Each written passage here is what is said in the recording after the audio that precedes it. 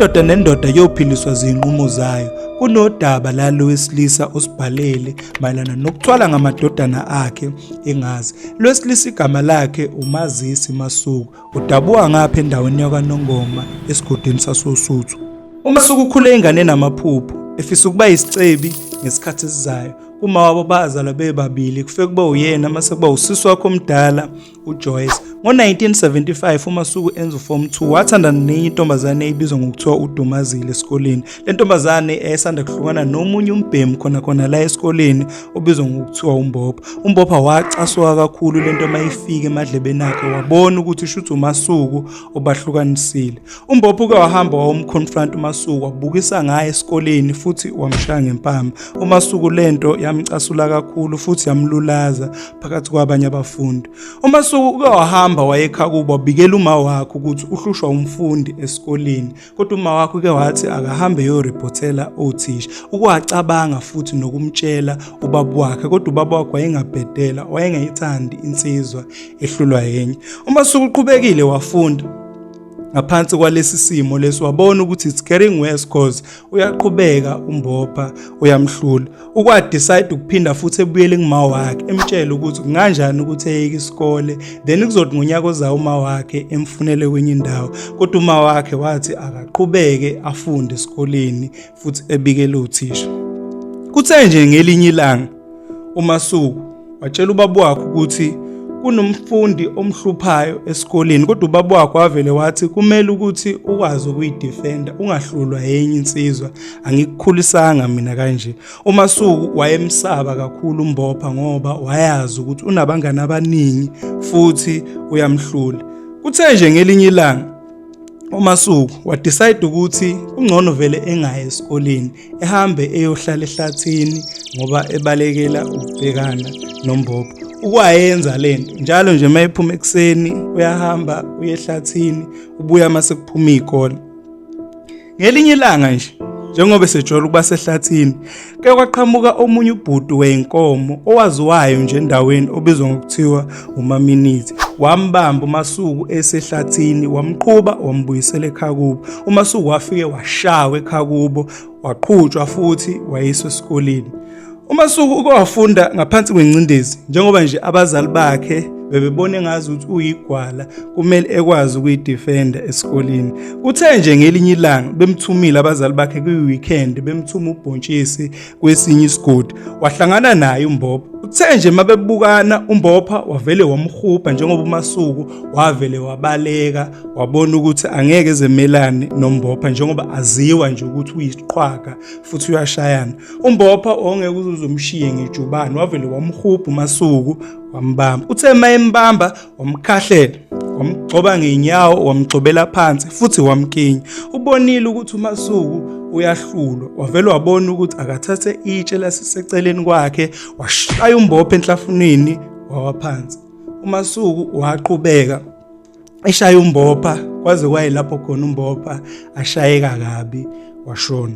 uMasuku wabuyela ekhaya kubo washo ukuthi uhlangane noMbopha balwa wamshaya kabi bevuza igazi ucabanga ukuthi ushonile. Ekhaya ubuke bambalekisa bamuse Friday ehlobeni ukuze umphakathi ungamtholi ngoba umphakathi wawuzombulala futhi wawukholelwe ekutheni isongezo. Uthe mayifike Friday ehlotsheni wabona ukuthi isima sikho right, wadecide ungaqhubeki nesikole wahamba ufuna umsebenzi kwelinye iplaza lalibizwa ngokuthiwa kwaNews elalisekudeni nje ngale kwalayini wesitimela. Usebenzile kuleli plaza leli isikhathi eside, kodwa nje kuthe emva kweminyaka ewu10 wahlangana nenye intokazi ayibizwa ngokuthiwa uMargaret. uMargaret wayesekhulile nje enezingane zabafana ezintathu. Ke bathandana noMargaret yonke into yaba right. uMargaret wayesanda kushonelwa umyeni wakhe ehlala yedwa. Ukwamcela ukuthi uMasuku ungcono ukuthi vele behlale ndawonye ukuze bazoba umndeni ofudumele. uMasuku wakuvuma lokho wasuka ezihlobeni futhi nabazali bakhe bebemcheka eFriday mabethola isikhathi. Njengoba nje sehlala noMargaret yonke into yayi right, kodwa kuthe nje emva kweminyakana wathola ingane yentombazane. Wakujabulela kakhulu uMasuku lokho ukuba nengane yentombazane njengoba naye wayesekhulile. Then kwaphinda futhi emva kweminyakana waphinde futhi wathola ingane yentombazane. Kodwa kuthe nje esethola ingane yentombazane yesibili wavele waphelelwa umsebenzi uMasuku.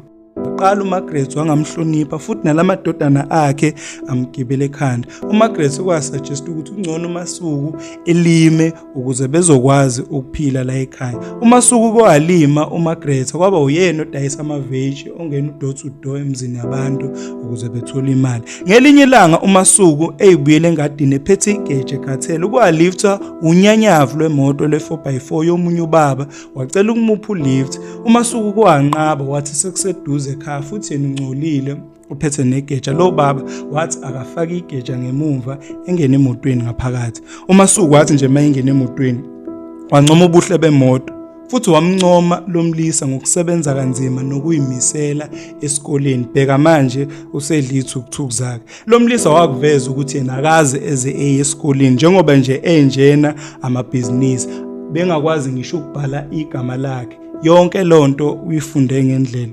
uMasuku wacela ukuthi emfake emabhizinisini noma eyisebenzele le ndoda, kodwa lo baba ukwamdropa waseshiya inamba ukuthi akamfonele mewukuthi userious ngempela ngendaba zamabhizinisi. uMasuku ngelinye ilanga wamfonela lomlisa lowemoto. Lomlisa weza wazomlanda baya emzini wakhe.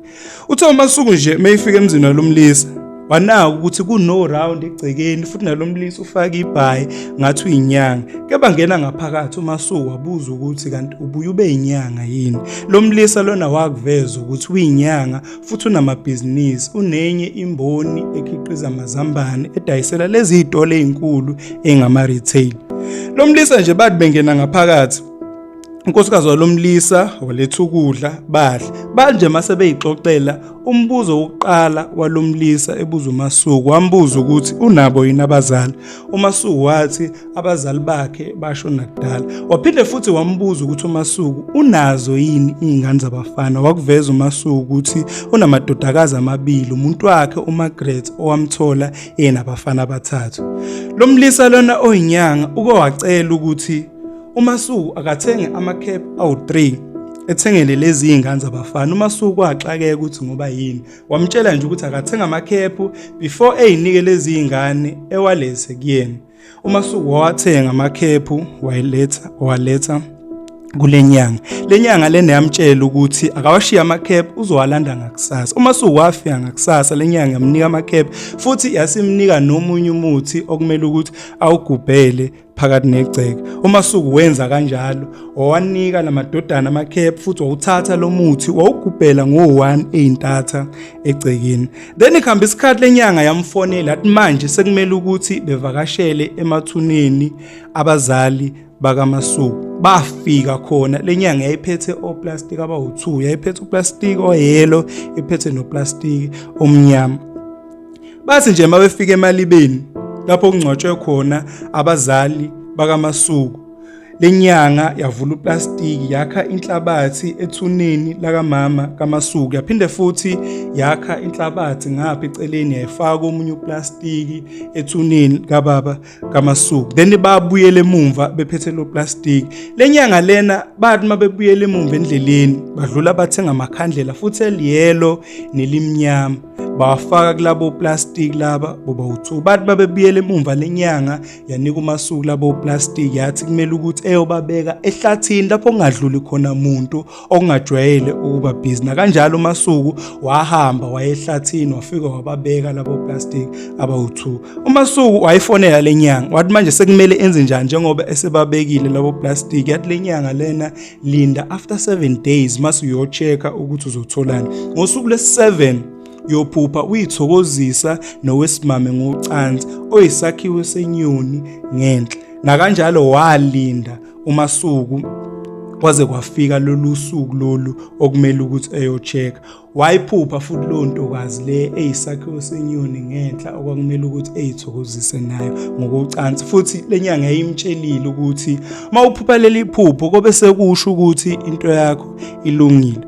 uMasuku nje wathi mayibuyela uyochecka labo plastic wafica sekunezingulube ezimbili. Waxaya kakhulu ukuthi oplastic sebeshintshe kanjani bayizingulube. Same time wavela wafonela lenyanga wayitshela ukuthi ufice izingulube eziwu2 lapho khona okwakunoplastic. Lenyanga yamtshela ukuthi ilona business lakho lelo ozongenisa ngalo imali. uMasuku waxakeka ukuthi hawu sekumele manje edayise izingulube, ebeyitshela ukuthi kuzoba enye into ezomngenisela imali. Futhi wayibuza lenyanga lena ukuthi njengoba zimbili nje izingulube yena uzodayisa lezi izingulube ezimbili kube izona ezimngenisela imali. Kodwa lenyanga le yathi phinde futhi ulinde amaviki amabili, yothi mawubuya emva kwamaviki amabili yofica izingulube seziningi seziwumhlambi, lezi izingulube zobe zizalana ngokusheshsha. Then uthe mayibuya ngempela emva kwamaviki amabili wafica izingulube seziningi seyigcwele lapho. Yasho futhi lenyanga yathi lezi izingulube kosuka ngisho abantu basekudeni beze bezoyithenga uzoyenza imali. Nangempela uMasuku zaba ningi izingulube wayidayisa futhi eyidayisela kulo leli hlathi. Abantu ke bayithenga izingulube waba isiqumama waze walanda ngisho unyanyavu lwemoto leli owayelifisa ukwamlobola umuntu wakhe uMagreta futhi wamshada njengoba wayehlezi enesifiso sokumshada uMagreta. Kodwa nje kuthe yonke into ihamba kahle waqala umfana oyedwa wahlanya oyingane kaMagreta. Baxakeke ukuthi lokho kwenziwa yini ngoba baze bajika ngisho ezinyangeni bezama ukumlapha. Kodwa lento ike yaqhubeka futhi umkhokha kwaphinde futhi kwahlanya umfana wesibili kwahlanya nokwesithathu bahlanya bonke abafana bakaMagreta. uMagreta waphatheka kakhulu ngokuthi amadodana akhe onke asephazamisekile emqondweni. Kuthe nje kusenjalo kwahlanya izingane lezi ezimbili zamantombazane zikaMasuku. uMasuku waphatheka kabi kakhulu kahle kahle kanti kwenzakalani la. Kuthe nje uMasuku esakhungatha ukuthi izingane zakhe zamantombazane zowu2 seyiphazamisekile emqondweni kanye nabafana laba bakaMagreta.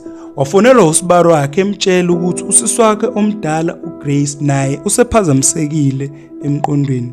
uMasuku wabona engazuthi umhlaba umbozile njengoba engazi ukuthi kwenzakalani naba bonke abantu emndenini sebehlanya. uMasuku uke wa research enza ucwaningo nje lenyanga ewukhokhovulo okuyiyona ezomsiza njengoba zonke izinyanga zayengakhoni ukumsiza kodwa nje zazimnika umuthi ongamsiza. Ukwathola enye inyanga yasophongolo. Mayifaka lenyanga lenamtshela ukuthi wena wathwala ngawo wonke umuntu osegcekeni, wathatha isithwalo wagubhela into thizeni ewumuthi ehlanyisa bonke abantu egcekeni. Then mabehlanya wena uyakhuphuka ibusiness lakho ladlondlobala.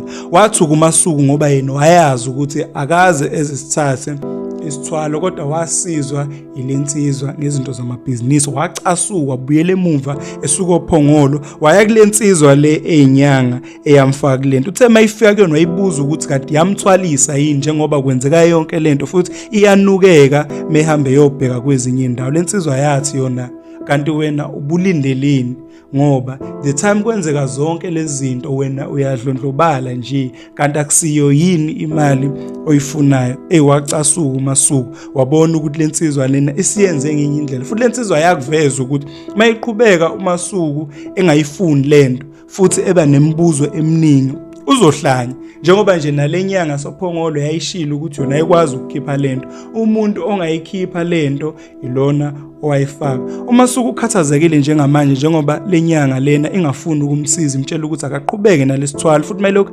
eqhubeka eba nemibuzo eminingi uzohlanya. Ukhathazekile ukuthi engenze njani yini angayenza manje njengoba nje ezohlanya ephelelwe yiyo yonke into anayo. Akazi noma isinqumo yena ke icabangele sona si right sokuthi lenyanga vela ayibophise straight mhlawumbe mengaphoqwa amaphoyisa ingakwazi ukuthi imgeze imsuse lesi sithwalo. Akazi ukuthi kumele enze njani njengamanje. Ucela iluleke iqondile ukuthi engenze njani kulesi simo lesi abhekene naso since wonke umuntu oseduze kwakhe esehlanya uyayithanda izingane zakhe zamantombazane futhi uyazi ukuthi angeke zizeyilapheke ngoba nalenyanga yakuveza ukuthi yena akaqhubeke nesithwalo akukho ukubuyela emuva. Ngiyacela niqhubeke ni like phinde futhi ni comment ni subscribe ni share. Ngiyabonga.